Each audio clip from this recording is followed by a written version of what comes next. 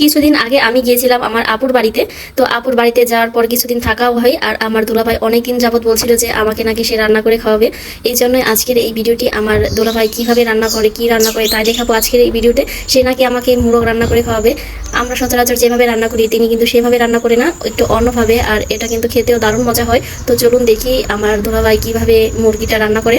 আমরা তো রান্না করার সময় পেঁয়াজ, তারপর রসুন ভেজে আর কি মশলাগুলো একসাথে, হলুদ মরিচ সব গুঁড়ো মশলা একসাথে কষাই, কিন্তু আমার ভাইয়াটা সেভাবে রান্না করেনি, সে অন্যভাবে রান্না করেছে। সে প্রথমে পেঁয়াজ, তারপর হচ্ছে রসুন আর হচ্ছে যত প্রকার বাটা মশলা আছে এগুলো ভালোভাবে ভেজে নিয়েছে। এরপর একটা টমেটো কেটে নিয়েছে, এই টমেটোটা নাকি আজকে মুরগিতে দেবে, টমেটো দিলে নাকি অনেক মজা হয়। আমি বললাম যে সস দেই, কিন্তু সে বললো না টমেটো দিলে অনেক ভালো হবে।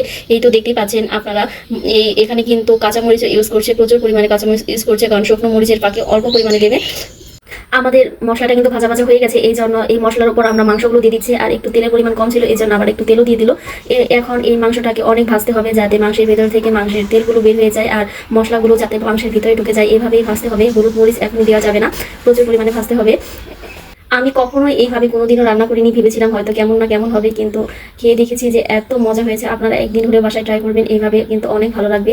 এই তো দেখতেই পাচ্ছেন একদম কষানোর পর মাংসগুলোর ভিতরে কিন্তু মশলাগুলো ঢুকে গিয়েছে। এবার আরও ভালোভাবে ভাজতে হবে, যত ভাজবেন ততই কিন্তু মাংসটা অনেক বেশি মজা হবে। এরপর মাংসের ওপর আমার ভাইয়া কিছু আলু দিয়ে দিল, আলু দিলে কিন্তু দেশি মুরগিটা অনেক ভালো লাগে, দেশি মুরগির ঝোলে আলুটা একদম যায়। আলু দেওয়ার পর এই মাংসটাকে আরও ভালোভাবে কষাতে হবে যাতে আলুর ভিতরেও মশলাগুলো ঢুকে যায়, এইভাবে কষাতে কষাতে এরপর পানি দিয়েও কষাতে হবে প্রচুর পরিমাণে। এরপর এইখানে কিন্তু ওই একটা টমেটো কাটাও ছেড়ে দিয়েছে, টমেটো দিয়ে ভালোভাবে কষিয়ে নিচ্ছে। এইভাবেই, এটাকে কিন্তু কোনো পানি ইউজ করা যাবে না, ঢেকে দিলে আপনা আপনি অনেক পানি ঢুকবে। এইভাবেই রান্না করেছে আমার দুলাভাই। আর এইদিকে আমার আপু পায়েস রান্না করছে, দেখতেই পাচ্ছেন। আমাদের রান্না করা মাংসটা প্রায় সিদ্ধ হয়ে গেছে, এখন হচ্ছে গুঁড়ো মশলা দেওয়ার পালা। এখন এই মাংসটার মধ্যে হলুদ, তারপর হচ্ছে মরিচ, লবণ, না লবণ আগেই দেওয়া হচ্ছে, জিরের পাখি, সজের পাখি, এগুলো সব দেওয়া হবে। এগুলো দিয়ে আবার একটু কষিয়ে দেওয়া হবে। এই মশলাটা দেওয়ার পরও কিন্তু ভালোভাবে ভাজতে হবে, না হলে মশলার একটা গন্ধ থেকেই যাবে।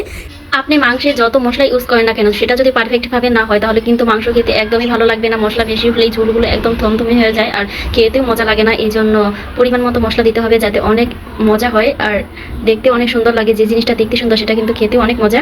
আর এই তো সব মশলা কিন্তু হয়ে গেছে। এবার এই মশলাটাকে ভালোভাবে কষিয়ে নিতে হবে যাতে অনেক ভালোভাবে মাংসের ভিতরে এই মশলাটাও ঢুকে যেতে পারে। এরপর এই মশলাটা কষানোর পর এটাকে আবার পানি দিতে হবে, পানি দিয়ে তারপর নামিয়ে নিতে হবে।